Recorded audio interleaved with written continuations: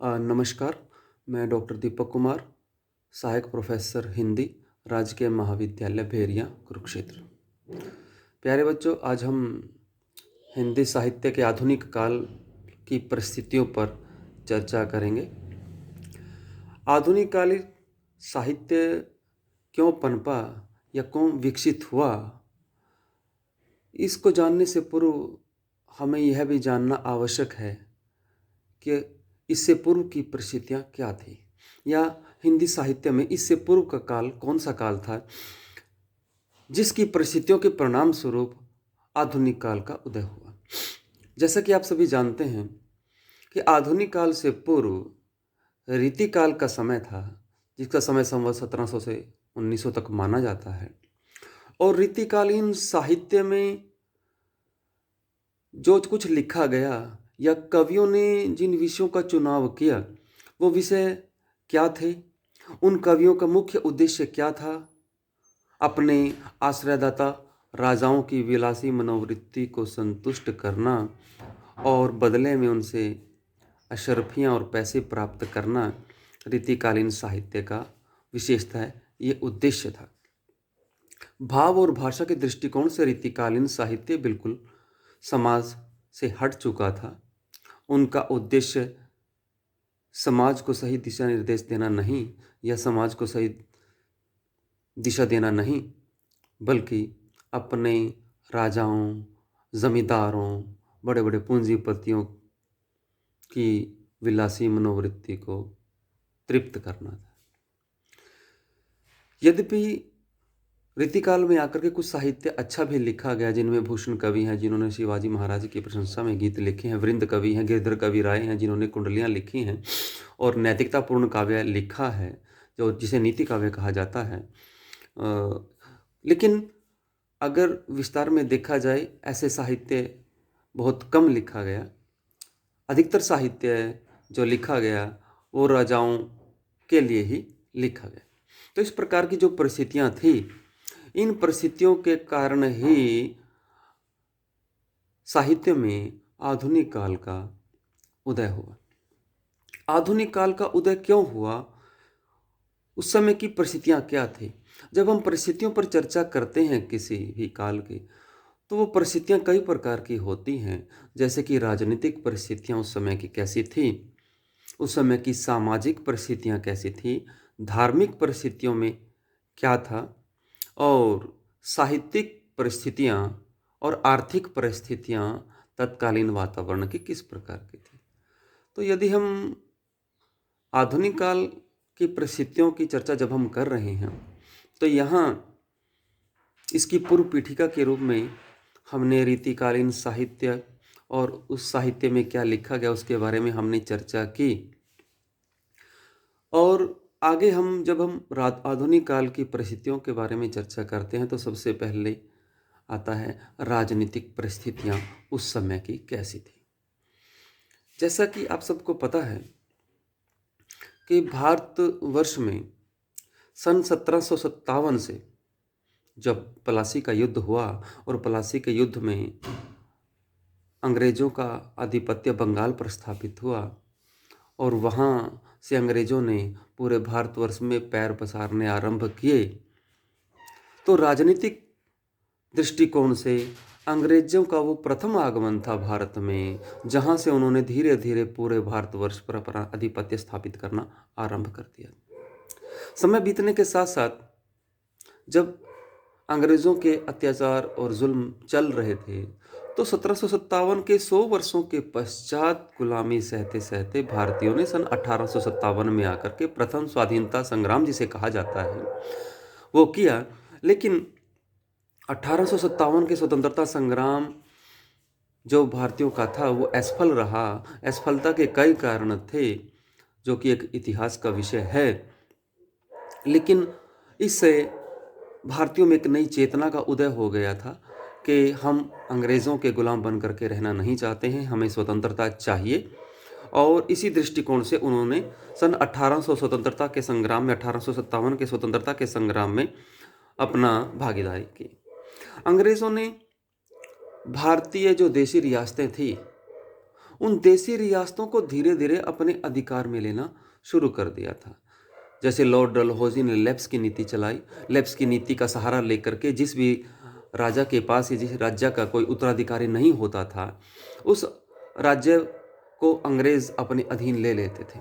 जैसे कि सतारा, नागपुर और झांसी के राज्यों को इसी नीति का सहारा लेकर के अंग्रेजों ने अपने अधीन कर लिया था। यद्यपि रानी लक्ष्मीबाई ने अपने राज्य को बचाने के लिए आंदोलन किया और अपने प्राणों की आहुति दी, लेकिन अंग्रेज अपनी चालों से बाज नहीं आते थे। नित नई प्रकार की नीतियां बना करके वो भारतीयों को किसी न किसी प्रकार अपने अधीन रखने का प्रयास करते थे। 1857 के स्वाधीनता संग्राम के पश्चात भारतवर्ष में महारानी विक्टोरिया का शासन स्थापित हो गया था और महारानी विक्टोरिया के शासन के साथ ही अंग्रेजों का दमन चक्र और शोषण और भी ज़्यादा हावी हो गया था। यद्यपि अंग्रेजों ने भारत में रहते हुए अपनी सुविधा के लिए रेल और डाक तार व्यवस्था चलाई ताकि उनका माल एक जगह से दूसरी जगह कम समय में पहुंच सके या एक जगह से दूसरी जगह वो अपने संदेश को डाक तार के माध्यम से भेज सकें। यद्यपि भारतीयों को भी इसमें काफ़ी सहायता मिली, लेकिन इस कार्य की शुरुआत अंग्रेज़ों ने भारतीयों के लिए नहीं बल्कि अपने फायदे के लिए, अपने लाभ के लिए की थी। अंग्रेज़ों के दमन चक्र भारतवर्ष में चलता रहा, शोषण जारी रहा। भारतीयों में धीरे धीरे अंग्रेज़ों के खिलाफ एक आग भड़कती रही। अपनी स्वतंत्रता के लिए भारतीय भी लालायित थे, किसी माध्यम की खोज में थे कि किस प्रकार अपनी बात को वो स्पष्ट कर सकें। अतः धीरे धीरे जब कुछ भारत के नेताओं ने, जो कि अहिंसात्मक और उदारवादी दृष्टिकोण वाले थे, उन्होंने आकर सन 1885 में भारतीय राष्ट्रीय कांग्रेस की स्थापना की। एक ऐसा मंच उन्हें मिला जहां वो इकट्ठे होकर के अपने विचारों का आदान प्रदान कर सकते थे और अंग्रेज़ों के खिलाफ कौन सी रणनीति अपनानी है, किस प्रकार से भारतीय स्वतंत्रता के प्रति भारतीय लोगों को जागरूक करना है, इस बात के लिए वो प्रयासरत थे। अतः 1885 से जब भारतीय राष्ट्रीय कांग्रेस की स्थापना हुई, तब से लगातार भारतीय राष्ट्रीय कांग्रेस का अधिवेशन हर वर्ष होता था और उसमें नित्य नवीन बातें और विचार एक दूसरे के साथ मंच पर साझा किए जाते थे। तो ये भारतीय स्वतंत्रता के लिए एक बहुत बड़ा मंच जो है साबित हुआ। अंग्रेज बहुत होशियार थे। तत्कालीन समय में जितनी भी गतिविधियां होती थी या जितनी भी क्रांतिकारी गतिविधियां होती थी, वो बंगाल से शुरू होती थी। बंगाल क्रांतिकारियों का मुख्य केंद्र था।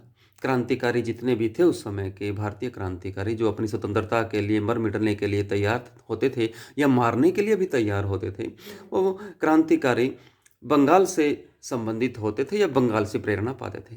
अंग्रेजों ने सन 1905 में आकर के बंगाल का विभाजन कर दिया, बंगाल के 2 हिस्से कर दिए ताकि इन क्रांतिकारी गतिविधियों को किसी तरह रोका जा सके। यद्यपि भारतीयों के तीव्र विरोध के परिणाम स्वरूप सन 1911 में आकर के अंग्रेज़ों ने बंगाल का विभाजन रद्द भी कर दिया था, लेकिन इस दौरान जितने लोगों ने कुर्बानियां दी उसे भुलाया नहीं जा सकता। बाद में जब ऐसे ही 1920 ईस्वी तक आते आते, उस समय ऐसा था कि कांग्रेस के बहुत बड़े नेता जेलों में बंद थे। तो 1920 में इधर महात्मा गांधी जी का भारतीय राजनीति में पदार्पण हो चुका था। तो धीरे धीरे 1920 ईस्वी में महात्मा गांधी जी ने भारतवर्ष में असहयोग आंदोलन चलाया कि अंग्रेजों का किसी भी कार्य में हमें सहयोग नहीं करना है। भारतीय जनता ने इस आंदोलन में एक उम्मीद के साथ बढ़ चढ़ करके भाग लिया कि किसी तरह उन्हें आज़ादी मिले, और ये आंदोलन उनकी इस आज़ादी में प्रथम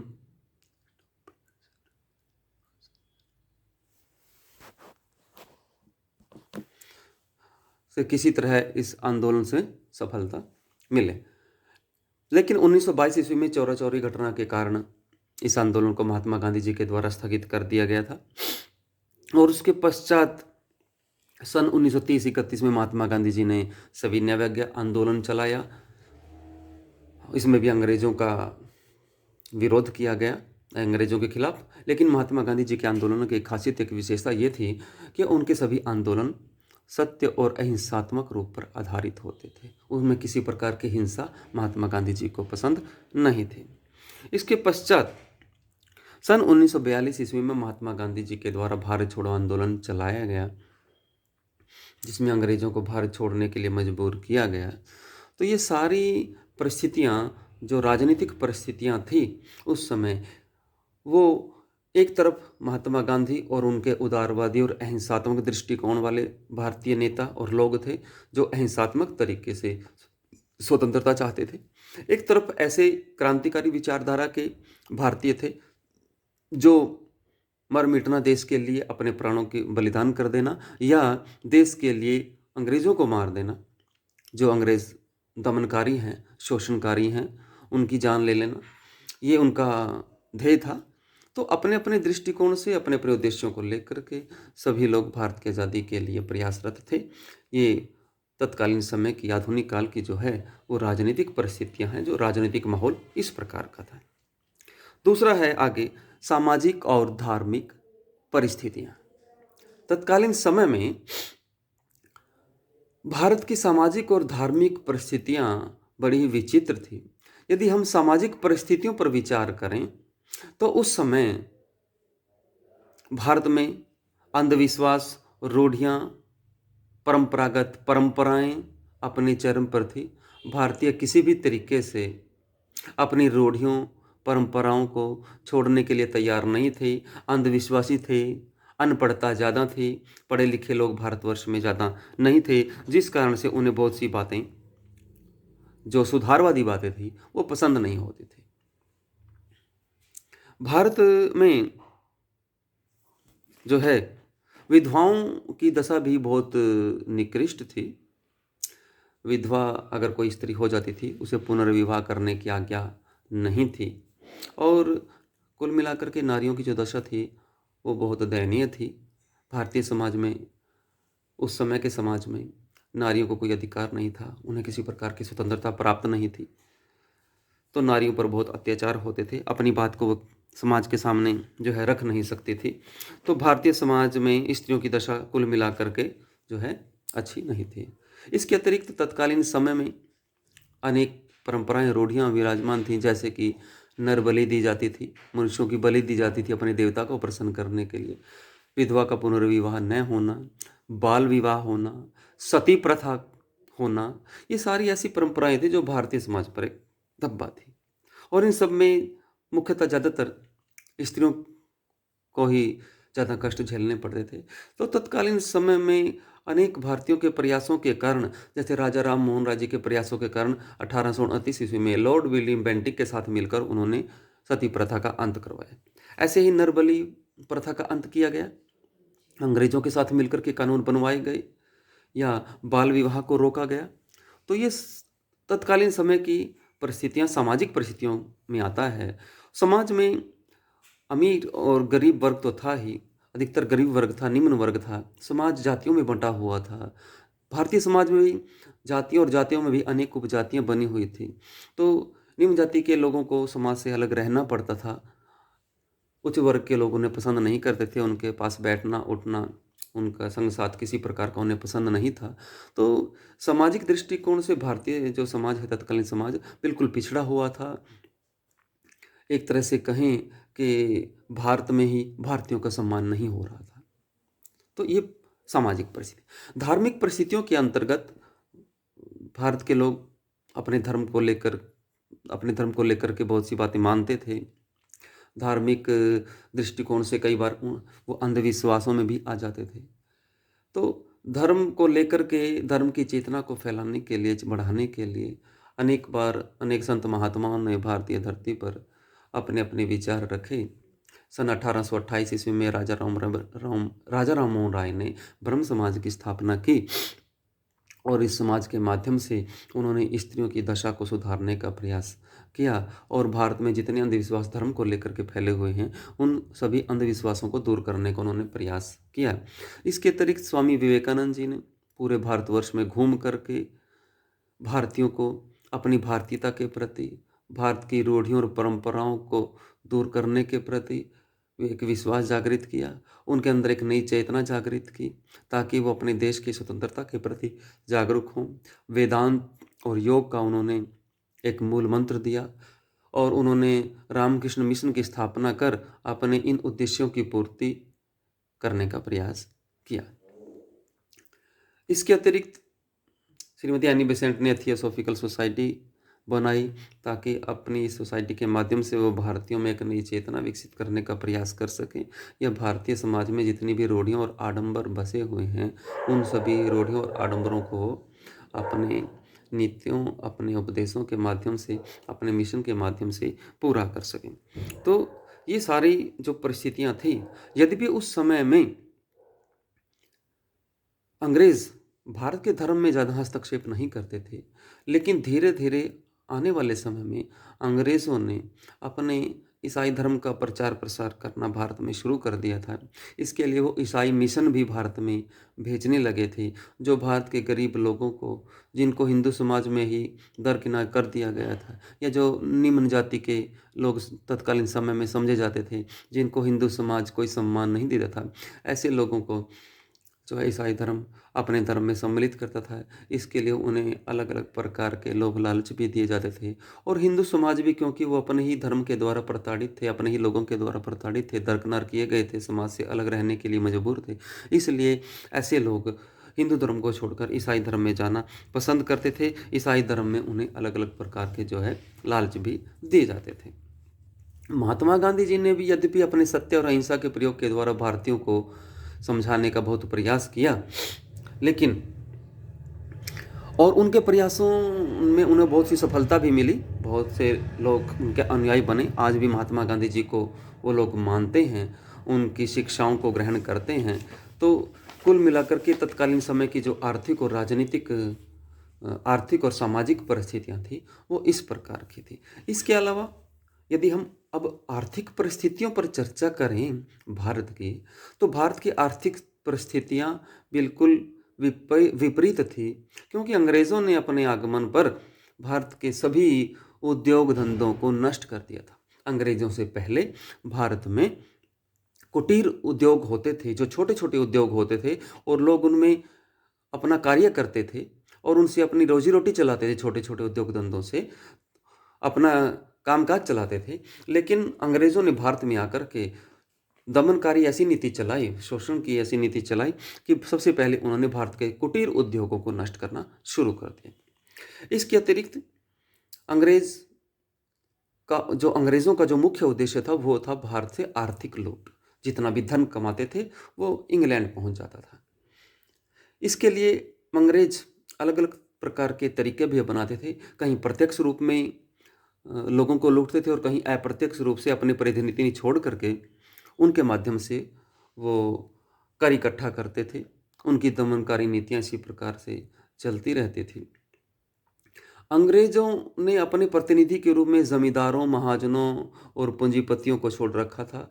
जहां अंग्रेज प्रत्यक्ष रूप से शासन नहीं करते थे, तो ऐसे लोगों के माध्यम से वो कर इकट्ठे करने का प्रयास करते थे। भारत के उद्योग धंधे बिल्कुल नष्ट हो चुके थे। यहाँ से अंग्रेज कच्चा माल ले जा करके, अनाज और रुई जैसी चीज़ें ले जा करके, इंग्लैंड से तैयार माल करवा करके भारत में आकर के उसी माल को, जिसे उन्होंने बहुत ही सस्ते दामों पर खरीदा था, उसी माल को वो महंगे दामों पर बेचते थे। इस प्रकार भारत के आर्थिक लूट वो करते थे, भारतीयों का दमन वो करते थे। इसके अतिरिक्त जो भारत के किसान वर्ग था, उस किसान वर्ग को भी अंग्रेज अपने फायदे की खेती के लिए बाध्य करते थे। जैसे कि भारतीयों से, किसानों से नील की खेती करवाई जाती थी। भारतीय किसान इस खेती के लिए तैयार नहीं था, लेकिन जबरन उनसे इस प्रकार की खेती करवाई जाती थी ताकि अंग्रेज़ों के हितों की पूर्ति हो सके, उन्हें आर्थिक लाभ हो सके। भारतीयों के हितों से उनका कोई लेना देना नहीं था। तो कुल मिलाकर के अंग्रेज़ों की जो भारत के प्रति शोषणवादी और आर्थिक नीतियां हैं वो बिल्कुल दमनकारी थी। भारत को उनकी नीतियों से कोई लाभ नहीं था।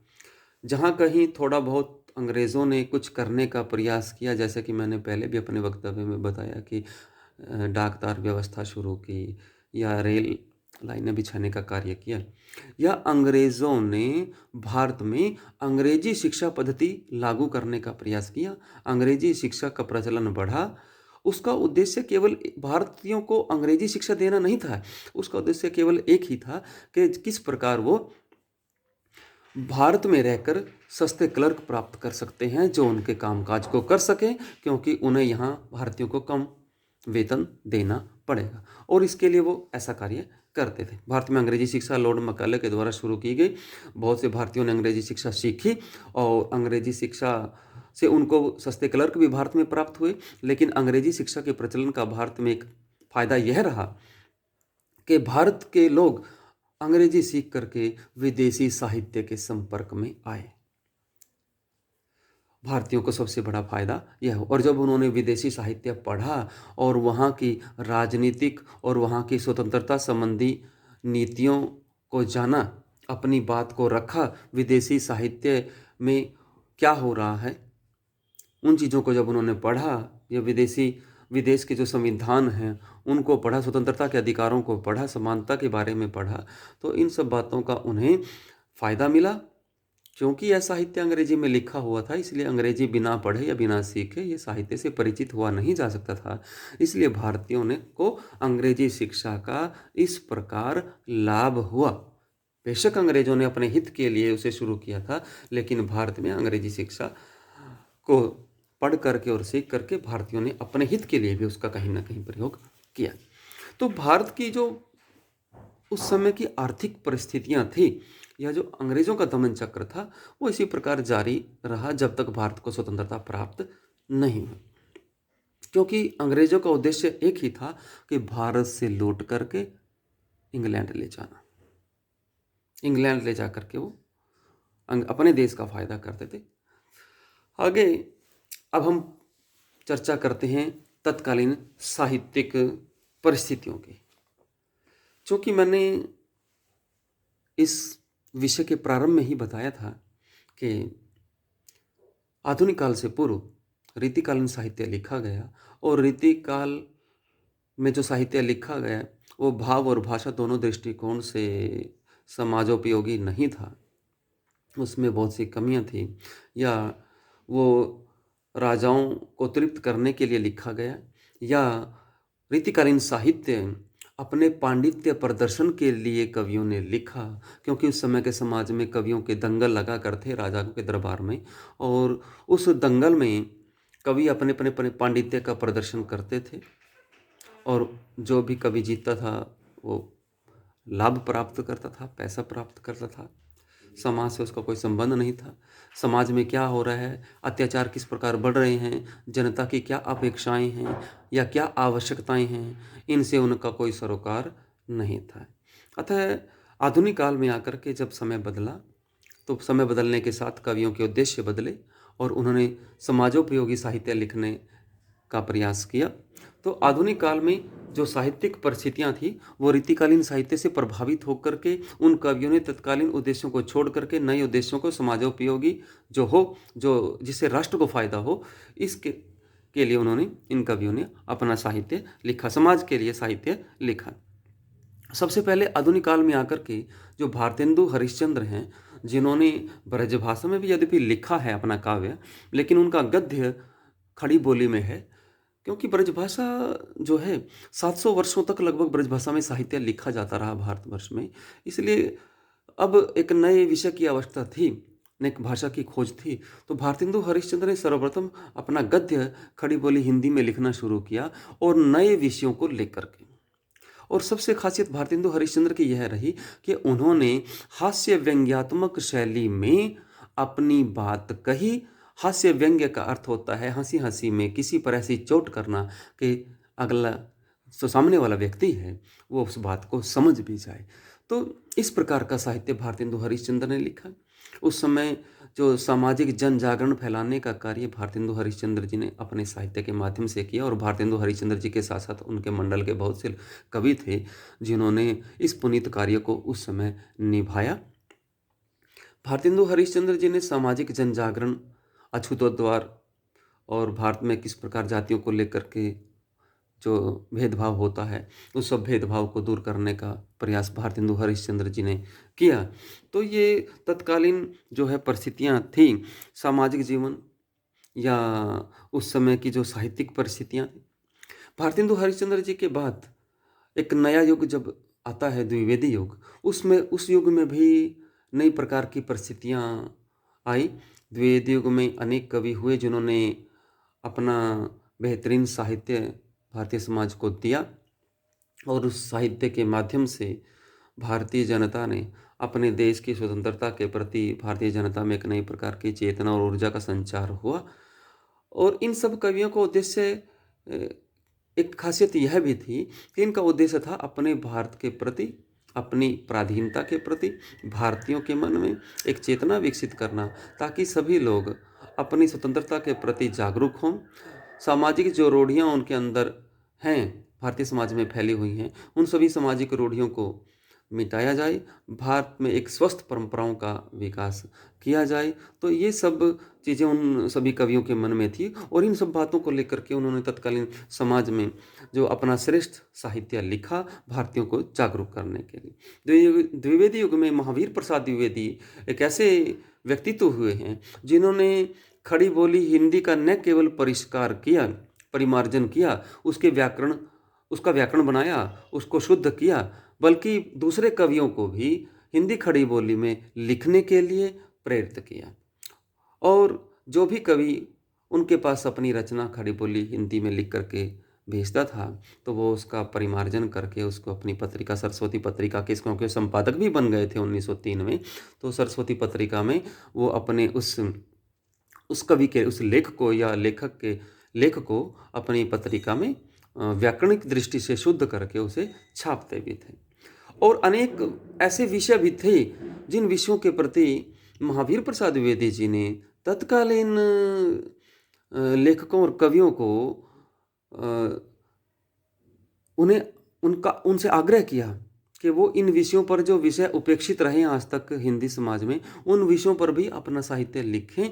जैसे तत्कालीन समय में लिखा गया कि उर्मिला जो हैं, जो लक्ष्मण जी की पत्नी हैं, उनके ऊपर साहित्य नहीं लिखा गया था, तो महावीर प्रसाद द्विवेदी जी ने कवियों से आग्रह किया कि वो उर्मिला जी के ऊपर भी कुछ ना कुछ लिखें, क्योंकि उर्मिला जी का योगदान भी तत्कालीन समय में बहुत ज़्यादा था। तो इन सब बातों को दृष्टिगत रखते हुए साहित्यिक परिस्थितियाँ काफ़ी विकसित रही और कवियों ने अपने अपने दृष्टिकोण से, अपने अपने तरीके से भारतीय साहित्य को उन्नत करने का प्रयास किया। नए नए विषयों का उन्मेष हुआ और भाव और भाषा की दृष्टि से यह साहित्य, जो आधुनिक साहित्य है, वो श्रेष्ठ था, क्योंकि कवियों के जो विषय थे, जिन विषयों का उन्होंने भारतीय समाज से चयन किया था, वो उत्कृष्ट थे।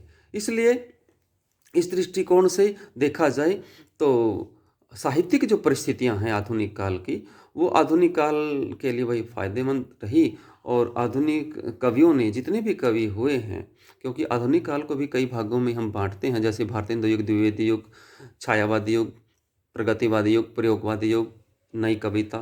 तो इन सभी जो है कविताओं में, इन सभी युगों में श्रेष्ठ प्रकार का साहित्य लिखा गया, चाहे वो जयशंकर प्रसाद जी की कामायनी महाकाव्य हो या अयोध्या सिंह उपाध्याय हरिओध जी का प्रिय प्रवास महाकाव्य हो।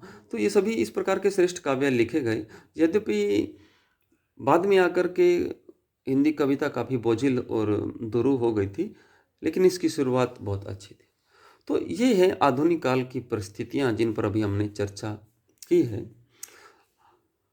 कोई भी साहित्य जो होता है वो अपने पूर्ववर्ती परिस्थितियों से अवश्य प्रभावित होता है। आधुनिक काल भी अपनी पूर्ववर्ती परिस्थितियों से प्रभावित हुआ और उन परिस्थितियों से प्रभावित होकर के या पीड़ित होकर के आधुनिक काल में बहुत कुछ अच्छा, जो भारतीय समाज के अनुकूल हो, भारतीय समाज को एक नई दिशा और चेतना दे सके, इस दृष्टिकोण से यह साहित्य लिखा गया। और कुल मिलाकर के जो आधुनिक काल में साहित्य लिखा गया वह सर्वश्रेष्ठ साहित्य था, जिसमें भारतीय समाज और भारत के लोगों को, चाहे वो कोई भी वर्ग है भारत का, उस वर्ग में एक नई चेतना विकसित करने का प्रयास किया गया। अनेक कवि हुए जिन्होंने अपने अपने दृष्टिकोण से नवीन भावों और शिल्प को लेकर के हिंदी खड़ी बोली हिंदी का परिमार्जन किया, उसे विकसित किया। जो ब्रजभाषा का एक साम्राज्य भारतीय समाज पर छाया हुआ था, उस साम्राज्य को तोड़ने का प्रयास किया। पूर्व प्रयासों में यद्यपि उन्हें काफ़ी आलोचना भी झेलनी पड़ी, लेकिन धीरे धीरे वो अपने जो है उद्देश्य में सफल रहे। तो ये इस प्रकार से आधुनिक काल की सभी परिस्थितियां हैं जिन पर अभी हमने विस्तार से चर्चा की। तो आशा है आप इस वक्तव्य से लाभान्वित होंगे और आने वाले समय में आपको इसका फायदा मिलेगा। धन्यवाद।